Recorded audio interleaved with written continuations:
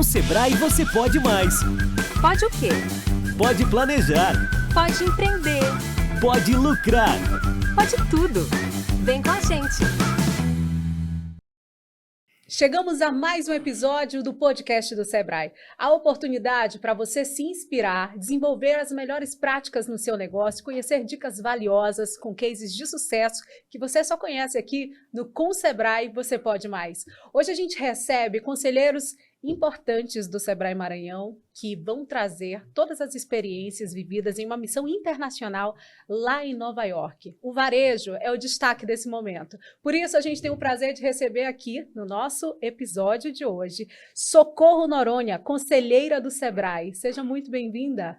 Muito obrigada, agradeço ao Sebrae pelo convite para estarmos conversando um pouco sobre a NRF. Felipe Mussalem, conselheiro do Sebrae, que bom ter você aqui. Obrigado pelo convite. Prazer enorme dividir essa mesa aqui com o presidente Cristiano, com a presidente Socorro, e poder compartilhar as experiências que a gente aprende, não só nessa missão, mas em todo o trabalho que a gente realiza no Sebrae. E para completar essa mesa, o vice-presidente do Conselho Deliberativo do Sebrae, Cristiano Fernandes, também presidente da Associação Comercial do Maranhão. Seja muito bem-vindo, vamos bater esse papo. Que bom ter todo esse time com essas experiências valiosas, não somente no mercado empreendedor maranhense, mas com essa experiência internacional agora em Nova York. Querida, grande satisfação estarmos todos aqui, poder compartilhar um pouco dessa experiência vivenciada lá em Nova York, na NRF, e um grande prazer poder compartilhar e de alguma forma também contribuir com o nosso empresariado, principalmente com os nossos empreendedores que estão vinculados ao Sebrae. Antes da gente começar esse bate-papo, vamos esclarecer para quem está nos acompanhando agora qual é o papel de cada um dentro do Sebrae Maranhão. O senhor, ou chamo de você, como é que eu posso conduzir melhor esse nosso bate-papo? Senhor. Você, o senhor está ali, ó. Tá ali, o senhor é o Felipe, tá certo. Então vamos lá. Cristiano, eu queria saber qual é exatamente o papel do vice-presidente na condução desses trabalhos tão importantes do Sebrae Maranhão para ajudar os empresários do nosso estado. Então, o papel do vice-presidente ele acaba sendo bem parecido, igual praticamente dos conselheiros, né? Hoje o Sebrae ele é composto por diversos conselheiros que pelo menos uma vez ao mês a gente tem reunido com o presidente e as principais diretrizes, principalmente relacionado à parte de planejamento dos projetos, das ações, elas são discutidas e são deliberadas por esse conselho. Hoje eu estou como vice-presidente e sou o conselheiro da casa, assim como o presidente Socorro, o presidente Felipe também, participando dessas discussões, trazendo também aí algumas sugestões. Eu estou vinculado hoje pela Associação Comercial, estou como presidente da Associação Comercial, e esse é um conselho que eu diria que é o conselho mais misto que eu já participei, porque você tem pessoas do comércio, você tem pessoas da indústria, do agronegócio, então é bem diversificado, do turismo, e aí você consegue ter uma abrangência de discussão para o desenvolvimento do nosso estado, vinculando a questão dos nossos empreendedores. Então, o conselho como um todo, não só a figura do presidente, do vice-presidente, ele tem esse grande objetivo que é poder proporcionar e discutir a melhoria do desenvolvimento do nosso estado através do papel dos nossos empreendedores. Felipe, quanto tempo você está no conselho do Sebrae e assim, como é que foi essa tua experiência, essa tua chegada, essa troca de informações, de conhecimento com quem já estava lá? Como o presidente Cristiano falou, nós somos uma entidade muito mista e eu já fui do conselho representando a Associação Comercial, estou no conselho desde 2017 e atualmente eu continuo no conselho, mas representando uma outra entidade empresarial, que é a Federação das Associações. Então, ao longo desses 6 anos de conselho do Sebrae, já participei de diversas câmaras temáticas envolvendo planejamento, envolvendo compliance, e como também o presidente já falou, a gente leva aqui as nossas demandas, as nossas ideias da classe que a gente representa, porque quando a gente fala de classe empresarial, toda ela é uma só, mas ela é segmentada, né? A gente tem um grupo do interior vinculado ao sistema que eu faço parte, tem um grupo do interior vinculado ao sistema da Presidente Socorro, já a Associação Comercial é uma entidade mais mista, que envolve indústria, que envolve comércio, então toda essa, eu vou chamar esse misto de ideias, a gente vai lá no Sebrae e dá a nossa contribuição. Então, eu contribuo com esse conselho desde 2017, levando essas demandas, discutindo, contribuindo, e sou muito feliz por fazer parte desse conselho. Como o presidente falou, o conselho mais misto que a gente participa e é o mais rico de ideias, o mais rico de soluções, o mais rico de oportunidades, porque a gente não só contribui, a gente aprende muito também com essa diversidade. E sou muito feliz por isso. Fala em felicidade, né? A gente tem a felicidade de ter uma mulher sentada hoje aqui com a gente para bater esse papo, que tem uma experiência gigantesca no empreendedorismo, inclusive à frente de grandes organismos, entidades, né, de defesa do nosso empresariado local. Presidente Socorro Noronha também é conselheira do Sebrae Maranhão. Eu queria que a senhora falasse, ou você falasse sobre essa experiência no Sebrae Maranhão, podendo ajudar tanta gente que precisa ter esse conhecimento que vocês adquiriram ao longo de tanto tempo. É uma experiência gratificante, até porque nós somos poucas mulheres em relação à quantidade de homens, né? Mas essa realidade ela já vem mudando um pouquinho. Nós já temos aí mulheres na presidência de CDLs no interior do estado. E no Sebrae não é diferente. Eu acredito que hoje a gente conte com 4 mulheres no conselho, que já é um bom número, né? Embora a maioria seja do sexo masculino. E é um conselho muito seletivo, né? Lá a gente tem representantes do governo, da indústria, do comércio, de instituições financeiras. Então, é um conselho bem seletivo e a gente tem uma participação aí defendendo os projetos e o crescimento das micro e pequenas empresas do nosso estado, que é o motor, é o que é forte dentro do nosso estado, é o comércio e da micro e pequena empresa. A agenda do Sebrae é um negócio muito interessante, né? Eu fico impressionada com o ritmo frenético de que o tempo todo tem evento acontecendo, o tempo todo muita coisa sendo desenvolvida, sendo pensada aqui na nossa capital, no interior do estado, e agora uma missão internacional. Vocês acabaram de chegar de Nova York, eu queria saber como é que surgiu essa ideia de participar dessa missão, de tratar sobre assuntos importantes como o varejo internacional, por exemplo, e ideias que podem ser adaptadas também aqui ao nosso mercado. Cristiano, pode falar sobre isso? Como é que foi esse start para ir para Nova York, trazendo a bagagem tanta informação boa para nós? Então, foi uma experiência maravilhosa. Eu tive, na verdade, a primeira presidente de Socorro, acho que já tem uns 10 anos de NRF, a minha foi a primeira. Já tem uns 2 anos que eu tinha vontade de conhecer e confesso que fiquei positivamente surpreso. São 3 dias de feira em Nova York, no qual existe tudo que há de mais de novidade do comércio varejista. Hoje a NRF é o maior junção do que está sendo discutido do comércio varejista no mundo. Então você tem uma parte grande de exposição de empresas, de produtos, de serviços vinculados ao comércio, bem como uma grade muito rica de palestrantes falando sobre diversos assuntos focado ao comércio varejista. E aí, quando você entra na questão do tema, né, muito se fala em inovação, muito se fala na questão da loja física, né, que até então era uma dúvida se iria continuar, se não iria. Muito se fala de experiência do cliente, a questão da diversidade. Então, foi um evento muito rico. É lógico, evidente, que a gente tem que olhar para as particularidades, a questão cultural de cada região, né?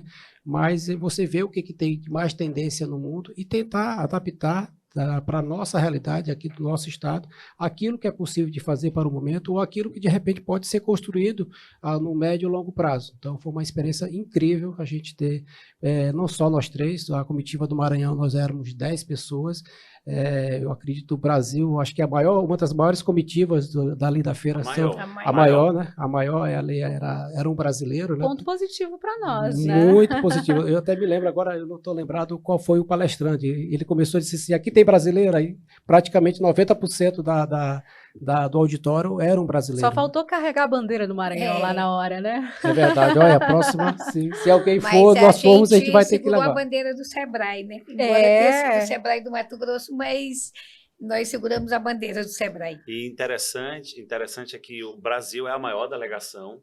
A tradução, todas as palestras, elas são em inglês e elas têm tradução simultânea. A tradução simultânea só tem em 2 línguas, português e mandarim.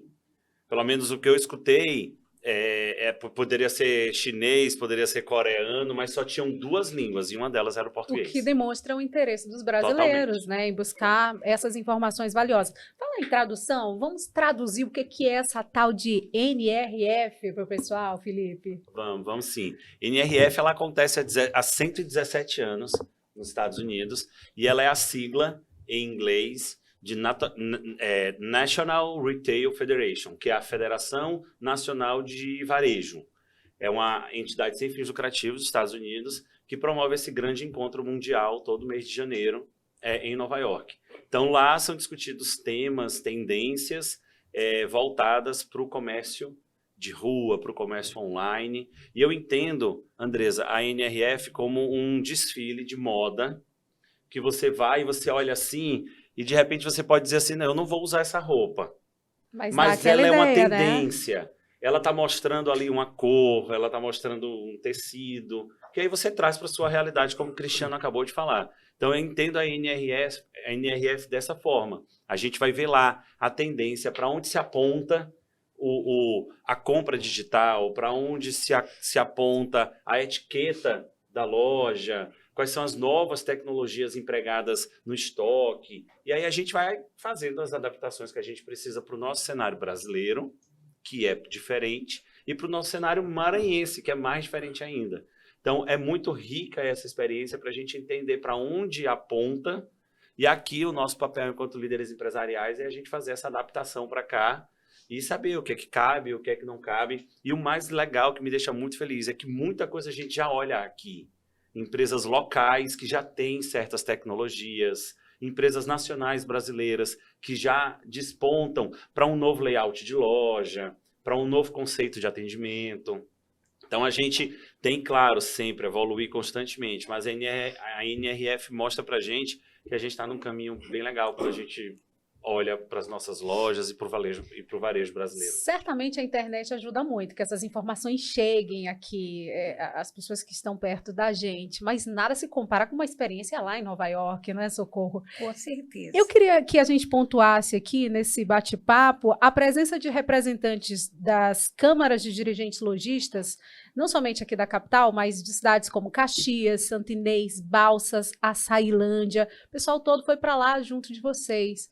Qual é a impressão que você, Socorro, tem de ideias que foram apresentadas lá na NRF que podem ser implantadas nessas cidades especificamente? O que é possível, o que é viável? A nossa intenção em levarmos os presidentes do interior é para que eles também vejam que é possível, né? Que eles podem, lógico, não tudo, mas uma boa parte do que foi apresentado na NRF que pode ser implementado no comércio em Caxias, em Santo Inês, principalmente quando a gente fala em pessoas.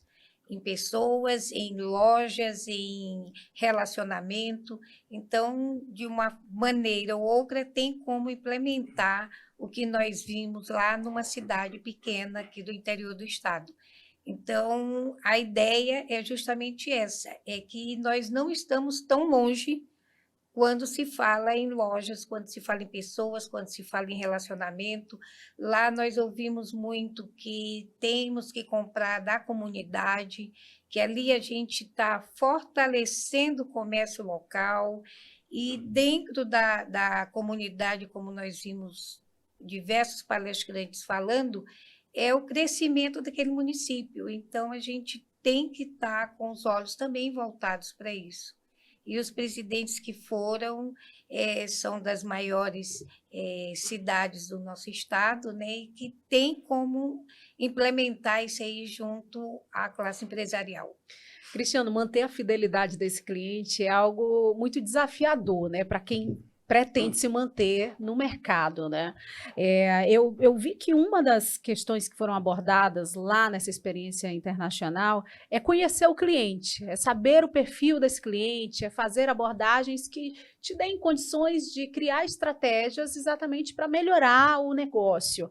Como é que é possível fazer isso sem ser tão invasivo na busca dessas informações? É o que a gente pôde perceber e cada vez mais forte, até porque o tema a bola da vez é a famosa IA, né? E quando a gente faz inteligência a artificial. inteligência artificial, e quando você faz referência disso, cada vez está muito forte a questão relacionada a banco de dados, né? Então, você, respondendo a sua pergunta, como trabalhar uma inteligência artificial através de uma gestão de banco de dados para você conhecer melhor o teu cliente, entendendo esse perfil e daí você sabendo até como se comunicar. Porque você está falando que, apesar de ser o mesmo segmento, o comércio varejista, mas você tem tipos e tipos de cliente, né? E daí você vai estar sabendo como você trabalhar essa comunicação, tá? Que vai poder chegar mais próximo de uma forma não tão invasiva como você falando e respeitando algumas outras questões, porque é mais ou menos uma combinação de tecnologia, de inovação, mas com um tratamento cada vez mais humanizado. E aí, quando a Presidente Socorro fala da questão da venda para a comunidade, você estar mais próximo dessas pessoas, né? E como você está mais próximo, não fazendo aquela comunicação do atacado, né? E você tem que ir ao nível mesmo do individual. Então, hoje, a gestão de dados, a gestão da informação, a gestão destes clientes, elas têm facilitado bastante para se tornar mais assertivo, não só uma estratégia de marketing, não só a venda do produto, mas principalmente você está até mesmo readequando, redefinindo, seja o teu produto, seja a tua logística, seja a tua entrega, seja o teu relacionamento com esse teu cliente. Felipe, essa estratégia de marketing, na sua opinião, ela precisa estar o tempo todo em evolução, em aperfeiçoamento? Você tem que ficar mudando, atento a essas novidades para testar, ver se dá certo. Como é que pode, na prática, isso funcionar? Essa inteligência artificial ser algo positivo e não danoso, que não afaste o cliente, porque, na verdade, não é isso que se deseja, né? Pois é, Cristiano trouxe um tema muito legal e que foi a tônica desse encontro, né? Eu já fui para algumas NRFs e é muito claro quando a gente olha a evolução dela ao longo dos anos. Num determinado ano que não está muito longe, 2019, se falava muito de omnichannel, de multiplicidade de canais, que a gente tem que estar no WhatsApp, tem que estar na loja, tem que estar no site, no WhatsApp. E essa multicanalidade era muito falada. E aí veio a pandemia, e aí o tema foi digital, foi online, foi as pessoas ficarem em casa e surgiu o metaverso. E aí todo mundo ficou horrorizado. Mas, meu Deus, eu tenho que montar uma loja no metaverso? E o metaverso provou que não é o momento ainda da gente ir para o online, como a Presidente Socorro acabou de falar. Teve gente que testou e ficou meio perdido nessa história, né? Isso aí foi por água abaixo. Hoje já se fala em trazer de volta esse cliente para a loja, mas de uma maneira diferente, promovendo uma experiência melhor para ele. E aí, nesse ponto, a inteligência artificial ela se torna fundamental, porque hoje existem, respondendo a tua pergunta, existem softwares que mapeiam o teu cliente sem invadi-lo. Ele é capaz de identificar quando você entra na loja, para onde que o seu olho olha, para onde que você se move primeiro dentro da loja, se você tira um produto para analisar o preço e se devolve. Isso tudo, num combinado de dados, vai te dizer quem é a Andresa. A Andresa, ela pesquisa ou ela não pesquisa, ela procura primeiro roupa de bebê para depois procurar para ela. E essas informações, elas não são invasivas. A gente consegue entender o cliente através disso. Inclusive, a gente escutou uma frase de um grande, eu não me lembro de quem, mas de um grande player do varejo, que ele disse que dados é o novo petróleo. Petróleo em si, ele não é nada, mas se você refina, ele vira um combustível super potente. A mesma coisa com os dados. É aquela história, né? Informação é poder. É saber utilizar essa informação. É saber utilizar, sem invadir a privacidade do teu cliente, sem invadir a caixa de e-mail dele, mas sabendo que aquele teu cliente busca alguma coisa na tua loja e a tua loja precisa estar adaptada. Seja um atendimento, seja uma vitrine diferente, uma vitrine mais alta, mais baixa, mais iluminada, menos iluminada. Isso tudo a inteligência artificial diz pra gente. Socorro, o Felipe trouxe aqui uma palavra que cabe a gente trazer para você aqui, jogar essa bola para você.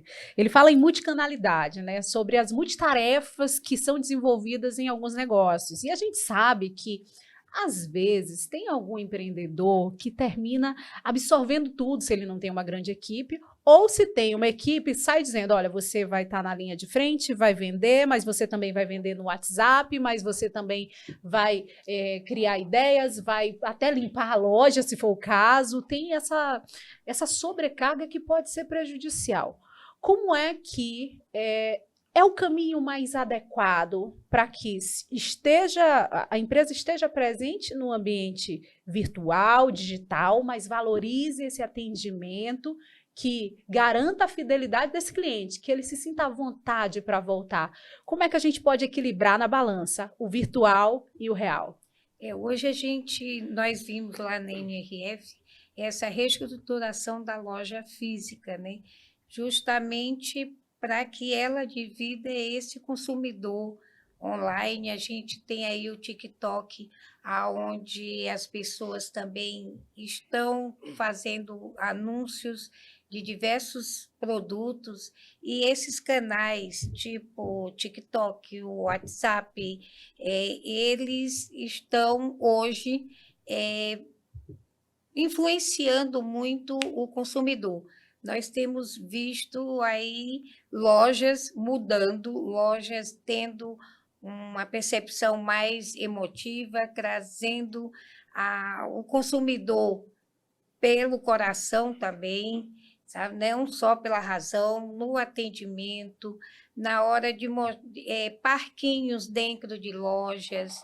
Então, nós vimos shopping center com um parque aquático, sabe? Então, tudo isso leva o consumidor às lojas. Então, essa multicanalidade, tanto a gente tem visto no físico como no e-commerce.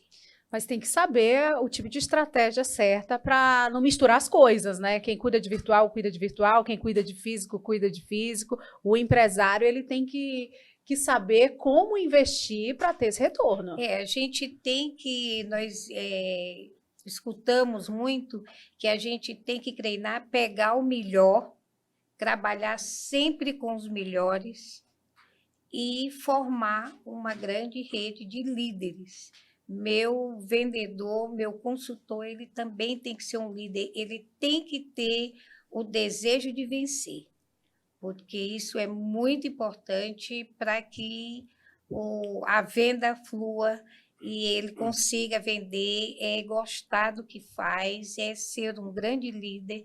Então, nós tivemos uma palestra que ele falou muito sobre isso, né? Um jogador de basquete, que a pessoa tem que ter a vontade de vencer, tem que formar grandes líderes e pessoas vencedoras. Tem que levar essas a sério, pessoas, né? Que a gente tem que ter do nosso lado. E uma contribuição com esse tema é assim, se você não é bom no WhatsApp, é melhor sair dele do que estar lá Perdendo tempo. não promovendo uma boa experiência. Sim. Porque o cliente de WhatsApp é um cliente diferente da loja física, Sim. que é diferente do site. Então, se você não está atendendo bem no WhatsApp, é melhor que não tenha do que ter um atendimento ruim lá dentro. Tem coisa que mais incomoda um internauta, uma pessoa que está ali consumindo essas informações na rede social, por exemplo, é aquela tal da pergunta do preço, que só vai pelo direct. Eu queria aproveitar essa presença de todos que são empresários aqui para passar uma dica, pelo amor de Deus, para quem utiliza essa ferramenta.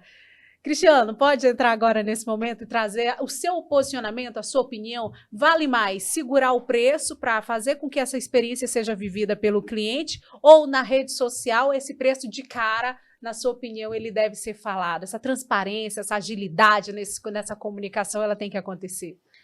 Eu acho que isso é muito relativo. Eu acho que existe uma diferença muito grande de preço e valor, né? E aí isso está muito vinculado ao teu produto, está muito vinculado ao tipo do teu consumidor.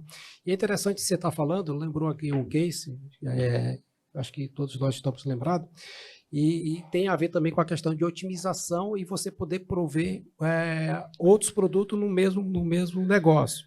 Foi dado um exemplo de uma loja que dentro dessa loja ela faz venda de roupa nova, venda de roupa usada, um clube de assinatura é como De se fosse roupa. de roupa, e um aluguel de roupas, né? Então você vê, dentro do mesmo negócio, sua loja física, você Vários consegue ter serviços, tudo voltado né, ao negócio digamos de roupa, de moda, né? Mais vários serviços. E aí imagina o seguinte, você tem, para cada um, você tem um público diferente. Então a tua forma de comunicar, ela é diferente. Talvez, tô falando aqui, assim, talvez a roupa nova, a estratégia não seja interessante você colocar o preço, mas talvez o aluguel da roupa seja interessante. E tem uma outra coisa super interessante também, que é o outro caso que foi colocado lá, da pessoa comprar uma determinada produto e você, no caso, eu acho que era roupa também, e você já dizer o seguinte, olha, você pode usar esse produto durante 1 ano, 2 anos, eu te garanto uma recompra até 60% a 70% daquele valor que você está pagando. E aí é uma outra forma de você se relacionar, é uma outra forma de você movimentar, porque é tipo um cashback. Eu uso, eu já tenho a garantia que eu vou fazer. Então, eu acho que, resumindo a sua pergunta, está muito vinculada essa questão de preço, valor, consumidor. Felipe, algo a contribuir? Eu estou pensando aqui eu estou pensando aqui, resgatando da memória isso que Cristiano falou, e lembrando de uma outra tendência que a gente olhou lá, que era a tendência de reuso. A geração que está vindo para o consumo, que é a geração, é a Principalmente Z. com produtos Z, de a luxo, Z. É a Z. né, Felipe? A geração Z, ela vem com uma pegada sustentável, uma pegada menos consumista do que a nossa geração, certamente do que a geração Baby Boomers, que veio antes da gente. Então, a gente precisa se adaptar para essa geração. E isso que o Cristiano falou, já é a loja mostrando para essa geração que se ela não quiser comprar roupa, não tem problema, ela pode alugar. Aí ela vai para a festa, devolve. Mas se ela não quiser isso, ela pode fazer uma assinatura e ela pagar mensalmente e pegar a roupa que ela quer na loja. Então, E ter sempre aquela variedade. Ela né? consegue Se eu atender a novidade- geração- roupas por mês, então eu vou fazer minha assinatura de 10 roupas e todo mês eu tenho 10 roupas diferentes. E é legal porque isso a gente já tem aqui no Maranhão. Eu lembro que na Expo Indústria Maranhão a gente Já estava com o tinha. nosso podcast do Sebrae por lá e a gente conversou com uma empresária falando exatamente sobre essa experiência. Muito legal, né? Ela só vende, né? Isso. E lá tem essa possibilidade da gente fazer uma assinatura de 10, 20 roupas no mês e todo mês eu vou lá, entrego as Devolve 10 e- que eu usei e ela me dá mais 10 roupas. São as ideias criativas que vão Isso, surgindo então- ao longo desse processo. Então, traz uma outra discussão que é dessa geração de consumo, né? 1/3 do consumo dos próximos 10 anos vai ser feito por essa geração. Então, o varejo tem que estar antenado em quem que ele vai servir daqui a 10 anos, que já vai ser uma geração completamente diferente da nossa, uma Mais geração consciente, né? que tem outros hábitos completamente Preocupado diferentes. com a sustentabilidade também, né? Pelo primeiro ano no Japão, se vendeu mais fralda Geriátrica. geriátrica do que para bebê. Então, lá no Japão, a pegada já é diferente da pegada que a gente tem aqui no Ocidente. Então, isso tudo são coisas que a gente aborda numa feira dessa. Tem que avaliar realmente o público, né? Você falando da questão do Japão, é que nem dos Estados Unidos. Hoje é de comum, até 26, 28 anos, Tá com os pais ainda, né? está morando com os pais. Então, isso talvez não era a realidade de um tempo atrás. Então, acho que é acompanhar essas tendências e você tentar trabalhar o teu produto, o teu serviço para atender essas necessidades, eu acho que é o grande pulo do gato, né? A programação lá nos Estados Unidos, ela foi bem ampla, pelo que eu observei aqui. Vocês tiveram a oportunidade de acompanhar as palestras, participar de oficinas, fazer visitas a alguns estandes. O que foi mais marcante para cada um de vocês? Vamos começar a fazer esse giro? Bora. Felipe, o que mais te marcou nessa experiência, nessa missão internacional? Diante de todo esse cenário, eu vou elencar uma tendência futurista que não está ainda muito próximo da nossa realidade, mas a gente já começa a perceber adaptações aqui no Brasil, que é a loja da Amazon Fresh, que é uma loja toda monitorada e que não tem nenhum funcionário dentro da loja. Mas tem umas 500 câmeras. Mas tem umas 500 câmeras. Então, você entra na loja via aplicativo e você pega o seu produto, coloca no seu carrinho. No momento que você pega o seu produto, ele entra na sua conta. E aí você passeia pelo supermercado. Se você eventualmente desiste daquele produto que você devolve ele para a gôndola, ele sai da sua conta. E aí, ao final de tudo, você vai embora do supermercado e a fatura chega no seu cartão de crédito. Agora, Felipe, uma coisa que me chamou a atenção nessa mesma loja é que eles têm uma Alexia, várias Alexia, e aí o consumidor pergunta para a Alexia onde é que está determinado produto. Aí ele diz, prateleira tal, sabe? Então isso aí foi bem interessante. Para mim, assim, essa visita foi a mais marcante pela tecnologia empregada, mas pelo que eles estão analisando do nosso comportamento. Eles não estão querendo vender produto, eles estão querendo entender como é o comportamento do consumidor dentro da loja.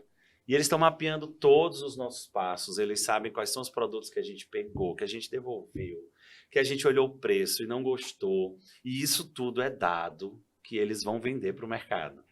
Antes de eu passar a bola para Socorro, me falar o que foi mais empolgante para ela nessa viagem a Nova York, é impossível seguir esse bate-papo sem tratar de uma questão central. Quando a gente fala de inteligência artificial e de uma experiência como essa numa loja, que você não tem funcionários praticamente, tem câmeras monitorando tudo e uma tecnologia que ajuda bastante, né? Sim. Mas e aí? Como é que fica a questão do emprego das pessoas? Qual é a sua opinião a respeito desse assunto? Vários empregos eles já foram perdidos no passado pela tecnologia. Eu sou empresário da área de educação, né? E ninguém me perguntou se o meu professor ia ser substituído pela aula online. E a aula online é uma realidade hoje para todo mundo e que vários professores deixaram de dar aula. Então, se a gente faz a mesma coisa todos os dias, um robô vai fazer isso. Então, a gente tem que inovar, a gente tem que buscar alternativas diferentes para fazer aquilo que a gente faz. E ser mais criativo do que o que tem aí por se a trás. gente faz a mesma coisa todo dia, se eu dou a mesma aula todos os dias, um robô vai dar aula para mim. Se eu vendo no caixa todos os dias, vai ter a hora que o caixa vai sumir. Então, o aprendizado que fica é a necessidade da gente se reinventar para acompanhar a evolução do mundo. Não é de hoje, não, é de 100 anos atrás, porque várias profissões deixaram de existir já ao longo dos anos. Então, o aprendizado é esse. Só complementando o presidente Felipe, Claro. acho que empregos são perdidos, funções deixam de ter, no entanto, novas funções estão surgindo. Então, eu acho que parte do próprio indivíduo, né, de estar acompanhando também essas tendências, buscar se especializar. Estou falando da figura da pessoa. Na figura da política, eu acho que talvez exista um leque, uma brecha aí da gente ter uma política pública de desenvolvimento educacional que tenha esse foco. Tá? Porque a gente fala muito em inovação, a gente fala muito em tecnologia, mas quando a gente puxa para a nossa realidade nacional, e principalmente maranhense, eu acho que a gente ainda tem uma distância muito grande. Nós não vamos longe. Quando a gente puxa para cá, para o Maranhão, o pouco que a gente às vezes faz é mais um trabalho vinculado ao social do que empresarial. E esse social, na maioria das vezes, ele não se sustenta a longo prazo. Porque ou as pessoas que são formadas aqui, elas vão embora, ou elas ficam por conta de que não querem deixar sua família e não estão conseguindo emprego. Porque não existe esse link. Porque quando você fala numa IA, quando você fala no supermercado, alguém desenvolveu aquilo por uma coisa que iria funcionar.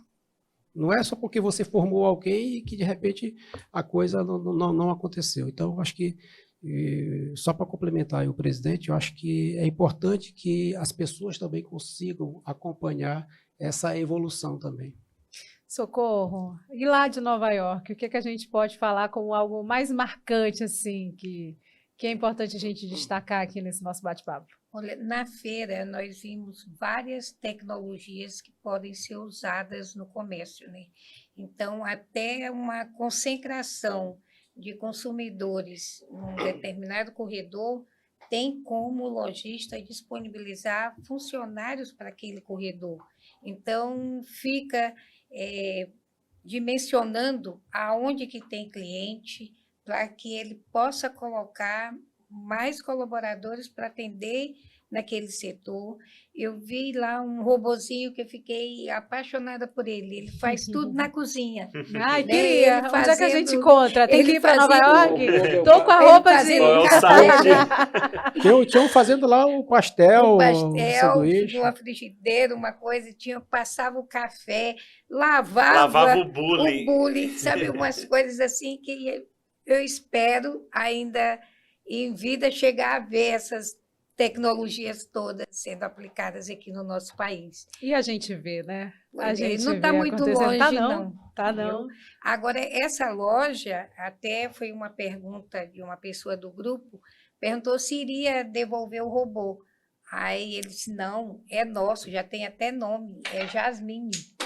O nome do robô. O nome do robô. Então, veio para uma experiência, deu certo, e a loja vai ficar com um robozinho servindo café, e tu bota lá teu nome, e ele entrega para ti o café. Sabe? Foi bem interessante essa experiência. Você falou aí da história do robô, até me lembrei recentemente de uma novela que colocou, não sei se vocês acompanharam, que colocou um robô como se fosse o garçom, né? E gerou esse debate, né, de que os garçons vão ser substituídos porque chegou um robô por aqui. Mas, por outro lado, o robô virou um atrativo e também levou muita gente para dentro do estabelecimento. A modernidade, a evolução é algo que assusta, mas também nos empurra para crescer, né? Até porque a gente gosta dessas inovações, gosta dessas novas tecnologias. E isso, como tu falaste, empurra para que a gente venha conhecer, venha usufruir de toda essa tecnologia que nós vimos lá. E se o garçom ele só leva a sua comida, ele vai ser substituído pelo robô. Mas o seu Manuel, lá do barzinho que você gosta, aquele cara que já te conhece, aquele chama cara pelo teu que já nome, né? traz o teu pedido, Que ele cativa nunca vai ser o substituído. cliente, é. Nunca. Então, volta para o começo da conversa, né? Se você só leva a comida, o robô vai fazer isso. Mas se você é o seu Manuel da esquina, lá do barzinho, você não vai ser substituído nem tão cedo. É o que eles falam de emoção, de coração, né? Que a gente vai reinventar a loja física, a gente precisa disso. Experiência. Cristiano, e de lá, o que mais te marcou? Vocês falando aí, eu lembrei agora de uma situação relacionada a filmes que a gente assistia no passado, né? Se é da época de vocês, os Jetsons, né? E ali Já existia, né? já Já. falava de robô, essa coisa toda. Assim, eu acho que tudo já foi falado aqui de tecnologia. De fato, a experiência na Amazon foi algo bem diferenciado. Mas eu queria partir para um ponto relevante que, assim, apesar de toda a tecnologia, apesar de toda a IA, essa coisa toda, mas uma coisa ela é insubstituível, que é a essência do consumidor. E aí a questão do trabalho, da humanização ao nível do indivíduo, mesmo com toda a tecnologia, se você não tiver este direcionamento, não vai resolver nada. Então, acho que isso foi bastante colocado, seja na individualidade, seja na diversidade, seja na questão dos costumes, na questão da realidade de cada país. Isso é de suma importância, porque você não perde a questão que é da essência, o que você acabou de falar. É o carinha lá que atende lá, que tem essa relação de simpatia.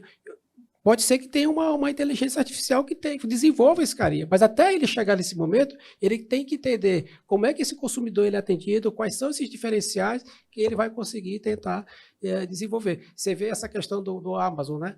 Ali você está trabalhando vários conceitos. É lógico, principalmente a questão do entendimento desse consumidor, né? E pegando dados ali, mas você também trabalha a otimização de recursos, eu digo como tendência, né? Porque você não tem pessoas ali. Você trabalha a otimização de processo, porque quando você tira um produto de uma prateleira, automaticamente já é gerado a baixa no estoque, já se faz uma programação de reposição de estoque, aí você tem um cálculo automático de ticket médio, você tem o levantamento através lá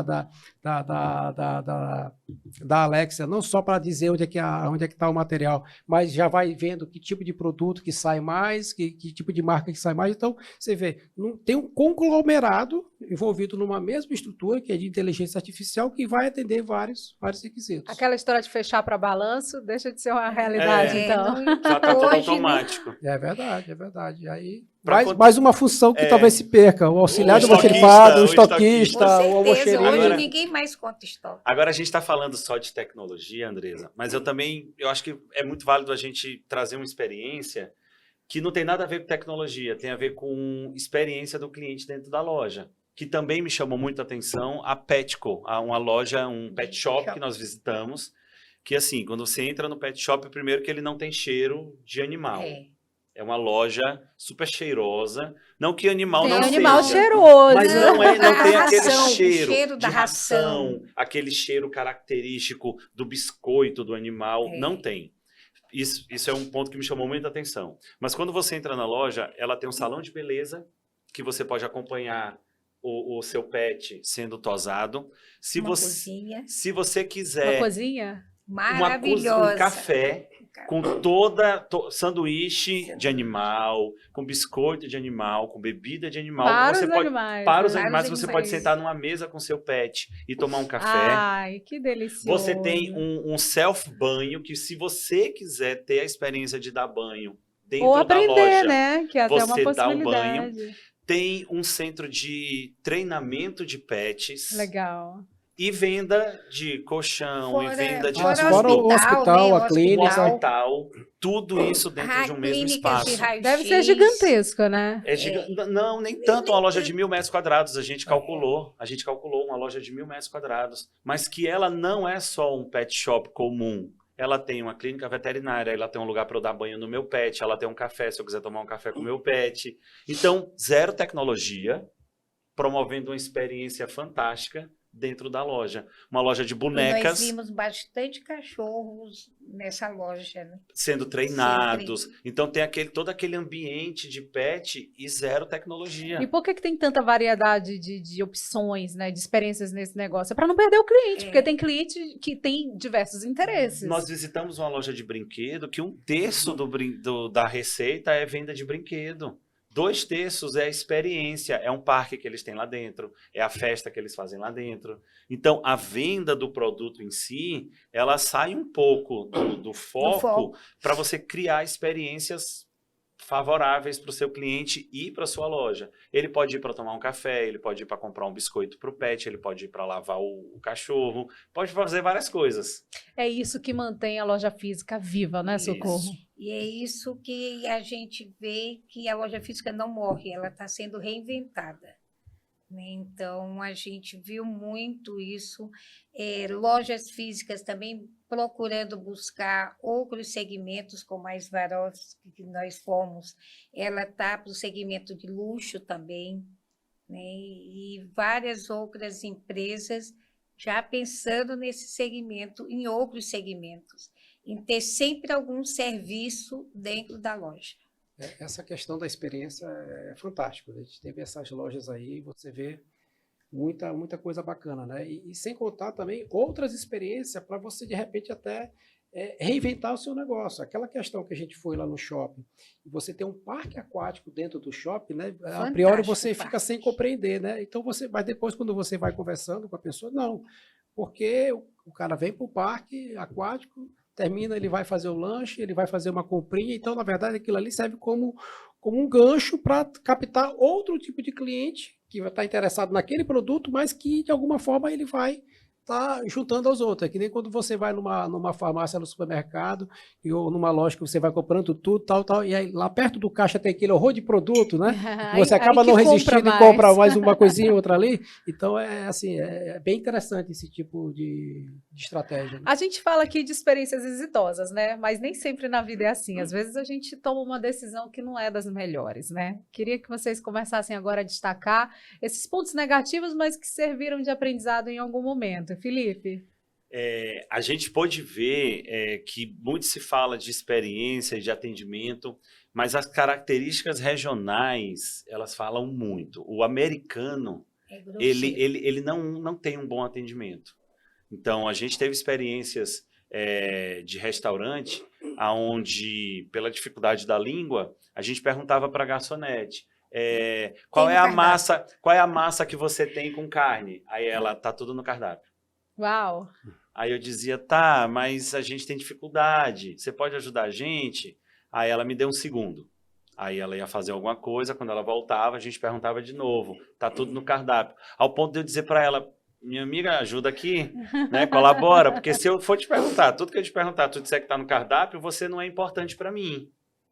Então, tem essas experiências ainda que tem muito a ver com aquela cultura, com aquela região, e que a gente dá show neles de atendimento. De atendimento. De atendimento, de bom humor, de presteza. Então, tem experiências negativas que a gente aprende muito também a não fazer. Porque a gente imagina, a gente está falando aqui de Nova York, é o glamour, é os Estados Unidos, mas não, muita coisa não funciona. Eles falam muito de sustentabilidade, mas o país é o menos sustentável do mundo. Eles O hotel que produzem, nós ficamos, eles né? produzem muito lixo, tudo deles é de lixo, eles não lavam a louça. Os pratos são de plástico, os copos são de plástico. Então, a gente escuta na feira as empresas falando de sustentabilidade, mas quando a gente vai num restaurante, a gente vê que eles não estão tão preocupados assim com sustentabilidade. Então, a gente vai fazendo esse balanço, esse contraponto o tempo todo. Eu queria também que a gente falasse sobre a questão da relação de confiança, né? Infelizmente, aqui no Brasil, a gente tem ainda aquele pensamento, às vezes, da malandragem, né? Da esperteza, que não é algo assim da maioria, graças a Deus, da maioria dos brasileiros. Mas há uma parcela que faz isso. A gente vê no noticiário, vez ou outra, alguém tentando aplicar um golpe, vendendo algo, dizendo que é de uma forma e na hora não é. Vocês passaram por isso também lá, né? Até agora eu estou identificando uma dessa, né? Eu joguei para cá para ver se ele conta a história para gente. Pois é, eu contei aqui nos bastidores, vou contar agora publicamente negativa. ali na câmera Falou 4. perto de jornalista e a gente reproduz a informação. Pois é, eu tenho uma loja muito famosa lá nos Estados Unidos chamada Best Buy, é uma das maiores lojas americanas de eletrônicos, e eu comprei um relógio lá, um Apple Watch, um lançamento. E na hora da compra, né, não passa pela nossa cabeça que aquele produto ele tem nenhum problema, seja de avaria, seja de funcionamento. E aí eu comprei na loja, fui pro hotel, peguei o produto, né, guardei na minha mala e hoje eu identifiquei que o produto é falsificado. Então até agora está sendo uma experiência péssima. Agora, eu confio muito, uma loja conceituada. Eu confio muito de que o americano, como você falou, ele não tem o jeitinho brasileiro e que eles vão cancelar a minha compra. Por que eu acredito? Porque eu comprei numa loja um estojo para minha esposa e depois que eu saí da loja, eu mandei uma foto para ela. Aí ela disse, eita amor, eu não gostei do estojo. Aí eu voltei na loja e disse, olha, minha esposa não gostou. Aí ela disse, tudo bem, não tem problema. Devolver o dinheiro. Na hora. Aqui no Brasil, a gente não tem essa prática. A gente não devolve dinheiro. A gente poderia trocar a compra, deixar um crédito. Então, tudo nos Estados Unidos é assim. Eles confiam plenamente no cliente e trocam. Eu estou muito confiante de que eles vão cancelar a minha compra. Essa relação de confiança, quando você faz uma compra internacional, é um pouco delicada também, né, Cristiano? Mas a gente tem que ficar de olho no que pode ser trazido lá de fora para cá, para o nosso mercado, né, que pode render lucro para as empresas. Qual o conselho que você dá para quem vai fazer uma grande compra ou pequena compra que seja, mas que quer fugir aí de uma situação perigosa, delicada, como essa aí que o Felipe passou? Sorte que, pelo que parece, vai dar tudo certo. Eu acredito vai ter o reembolso. Que vai dar.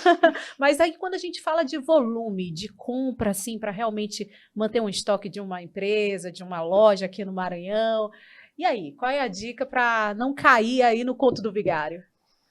Então, a gente fica agora até meio em dúvida depois dessa do Felipe. A Best Buy é uma das grandes lojas dos Estados Unidos, né? Eu acho que isso foi uma fatalidade, né?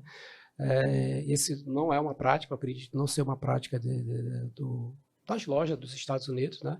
É lógico, evidente que a recomendação sempre é você saber ter um histórico da empresa, buscar entender como é que é aquela empresa no mercado, né? Quanto tempo está no mercado, procurar sempre consultar na internet a idoneidade da empresa. Os comentários. Os comentários. E hoje, quando você fala de determinados países, como o próprio Estados Unidos, a gente já tem aí uma diferença do Brasil. Tá? Não tem aquela questão do jeitinho brasileiro, não tem, apesar de ter acontecido isso aqui com o presidente, mas eu acredito que isso foi uma exceção. Então, eu acho que é mais a gente consultar mesmo a idoneidade dessa empresa. Mas eu queria também fazer só uma referência também sobre a questão das questões que não tão boas presenciadas, né? ele falou do caso aí do Best Buy, eu queria só fazer também uma referência nós tivemos uma palestra falando de um case de sucesso, que é uma loja de conveniência que tem mais de 1.000 lojas nos Estados Unidos, chamado 7-Eleven. E no caso lá foi colocado de uma forma bem grande, não só a atuação, e ele falando, parece que eles têm um trabalho muito forte nas redes sociais, mais de 90 milhões de seguidores. Uau! E aí eles desenvolvem muito produtos. Tá? De repente eu construí essa caneca aqui, eu quero vender lá pro 7-Eleven e por essa capacidade que ele tem de envolver várias pessoas, eles conseguem transformar aquele produto num grande produto. E eu achei interessante, enfim. E por coincidência tinha uma loja dessa perto lá do hotel. Eu passei, rapaz, tanto fui parar para tomar uma água, não tinha entrado. Quando eu entrei, eu não sei se porventura eles estão fazendo muitos produtos, mas pensa numa desorganização. Pensa numa loja que é como se Caótica. você tivesse... Não, como você entrasse Nada aqui no lugar. no pior local e você não conseguia... Diferentemente lá da Amazon, que você tem até uma Alexa para perguntar onde está, ali, eu acho que nem perguntando pro cara, ele não sabia onde estavam as coisas. E assim, e uma pessoa só para atender tudo, e independentemente de ter fila... O conceito é interessante, porque você tem tudo, é uma conveniência, mas que você tem tudo, tá? Mas aí, quando você vê a organização da loja, o atendimento, então assim, até que ponto que isso é uma boa prática? De repente, para este formato aqui de desenvolver novos produtos, legal, mas aí quando você vai analisar o restante, você tem aí muitas oportunidades, né? O que você considera ou você recebeu de informação, Socorro, como a grande tendência do mercado varejista mundial a partir de agora? O que seria essa grande tendência, assim, o que vai fazer a diferença aí nos próximos anos?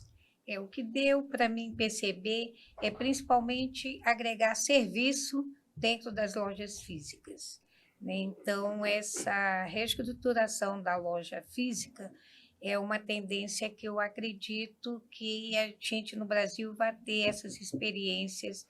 Vamos ter aí a inteligência artificial ajudando nesse sentido e principalmente tendo serviços dentro das lojas.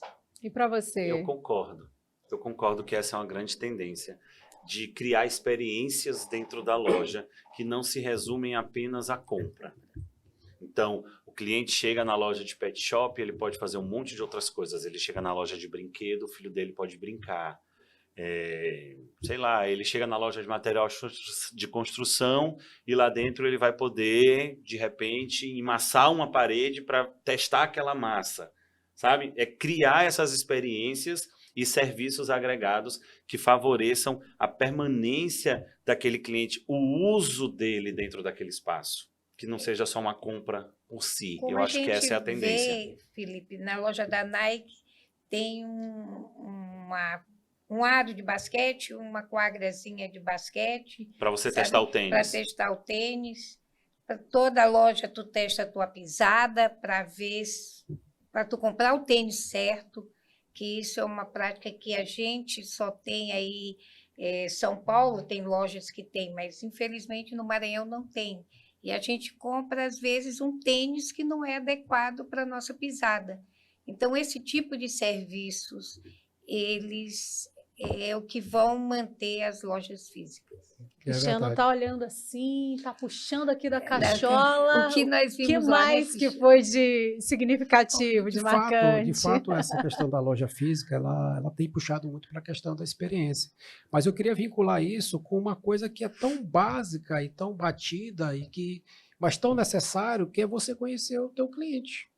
A grande verdade, quando você parte por uma questão de uma estratégia de uma loja física com diversos produtos, serviços, como foi falado aqui da Nike, da ASIC também, Isso. você faz lá o teste para saber qual é o tênis que é melhor pegada, aquela coisa toda.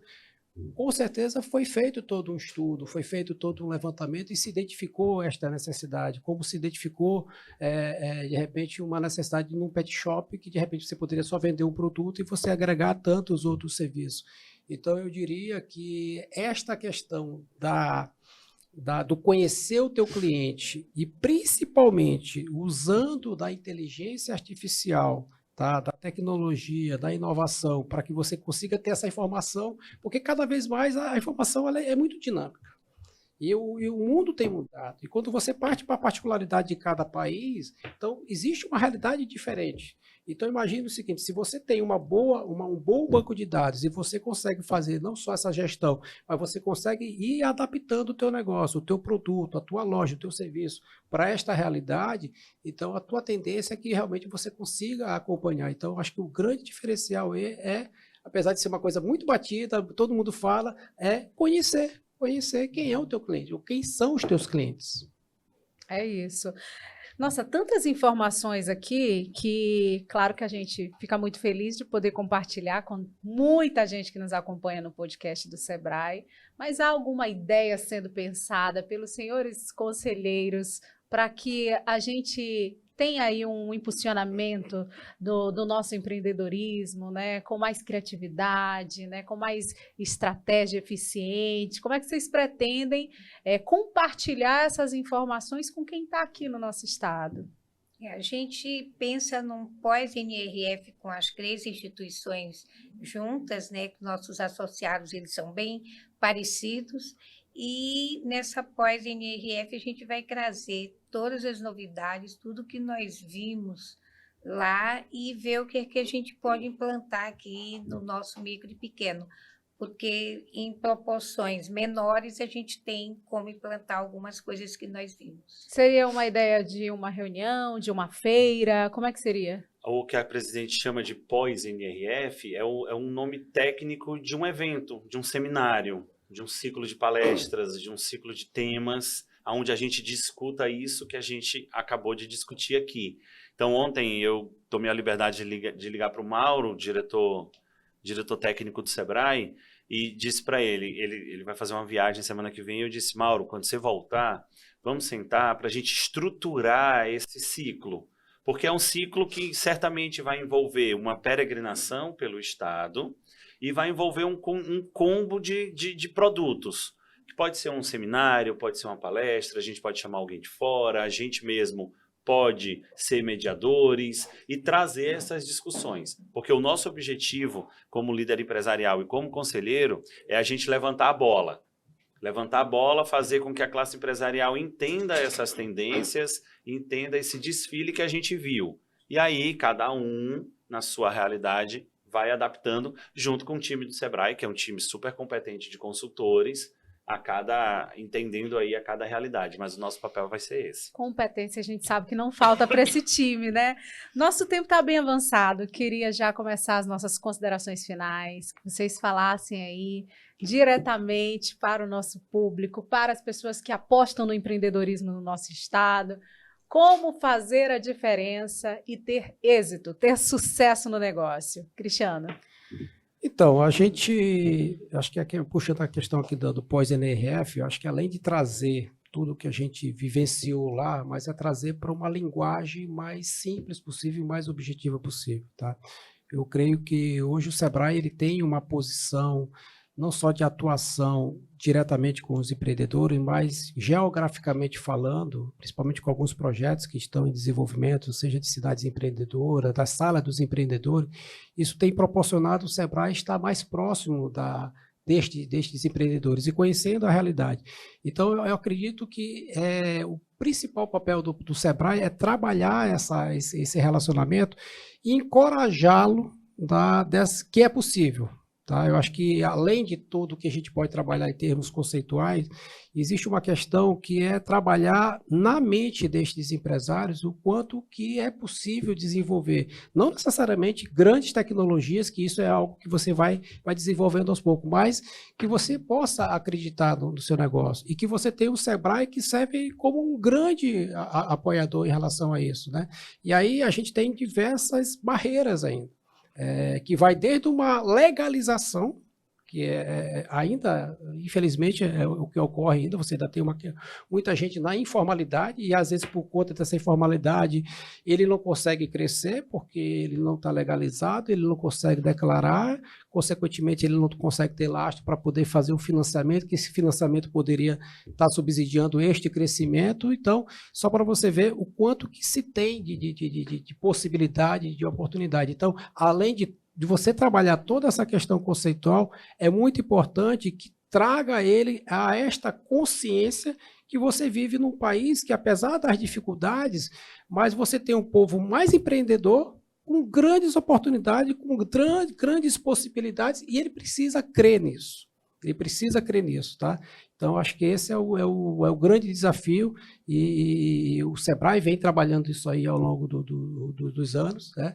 A gente teve aí a nossa última reunião do Conselho, onde foram aprovados ainda mais outras ações, outros projetos, para a gente estar dando continuidade, para poder estar atendendo mais pessoas, não só no aspecto quantitativo, mas principalmente ter agora indicadores qualitativos, até para a gente poder mensurar o quanto que de fato aquilo está fazendo resultado, está fazendo efeito na vida daqueles empreendedores, ou aquilo que não esteja fazendo, que a gente possa readaptar para os próximos anos, de modo que a gente tenha um desenvolvimento na vida das pessoas. No final é na vida das pessoas. E se você tem um movimento do empreendedor, o movimento daquela cidade, e por isso que foi importante a participação aqui de Caxias, de Santo Inês, de Açailândia, de Balsas, porque é o mesmo estado, mas são realidades diferentes. Então, acho que a gente tem um grande desafio, mas eu acho que a gente está no caminho muito, muito certo, para poder dar continuidade. Socorro, suas considerações. E eu torno a repetir que a gente precisa qualificar